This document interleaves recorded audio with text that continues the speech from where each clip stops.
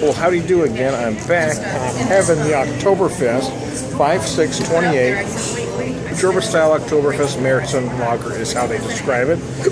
They don't give me a lot of extra notes on it, but 5-6-28 is certainly within the parameters of the style. It's lighter in color than some I've had this season, but that's certainly, I mean, that is a typical color of the Märzen. The aroma is a little different than I've had this year, I'll tell you that. I'm getting a slightly floral aroma from this one, which I didn't expect, but maybe my big honker's attitude. Thanks, guys. Oh, nice. Oh, wow. Okay, I had a talk earlier in the season, I guess. I guess my palate's a little different and stuff. And there are some that are, you know, more formally educated in beer than I am. I mean, I'm 49 years old. I've been drinking for 30 years. I'm kind of that school of hard knocks kind of guy. And I was talking with a guy named Lyle who really knows his beer. I mean, he's BJ certified. He knows what he's talking about. We're talking about, and I think a lot of it is not necessarily that I taste it different, is that how I explain the interpretation. And the reason I brought that up was because what I'm tasting here right now is exactly how he described what an Oktoberfest should taste like, which should be toasted malt with maybe just a note of honey, not necessarily a flavored note of honey.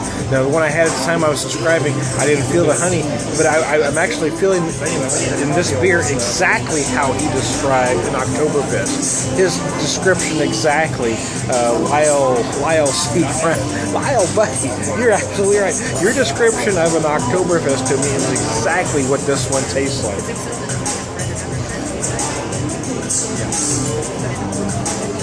So there you go. You know, I think it's not always a case of right or wrong when you describe a beer. I think it's an interpretation of how one describes how they feel that beer. So, but yeah, I do defer to somebody who has that experience in this particular case. But this is, I mean, after saying that, it's a nice interpretation of style. I like it a lot.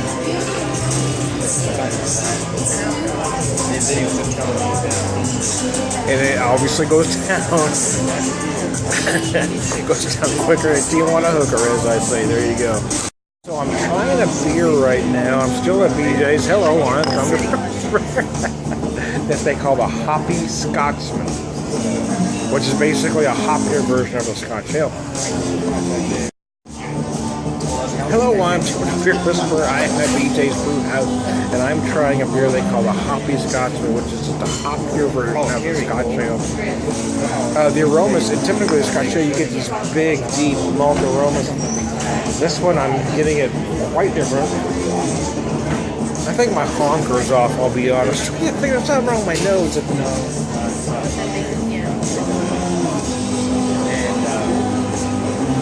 Oh, yeah.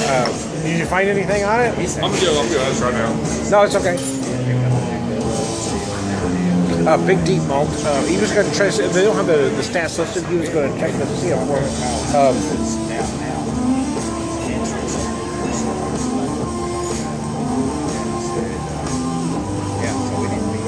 Nice, you know, big malt. Almost caramel toffee-esque. It's 6.1%, 45 IBUs. 6.145. That's a lot of IBUs on a Scotch ale. Yeah. Which, I mean, it does. It just cleans it right up. It's very dry at the end. It's very different than a typical Scotch ale, but it's called a hoppy Scotchman. They're not trying to be a, you know, version. Have I had enough to drink?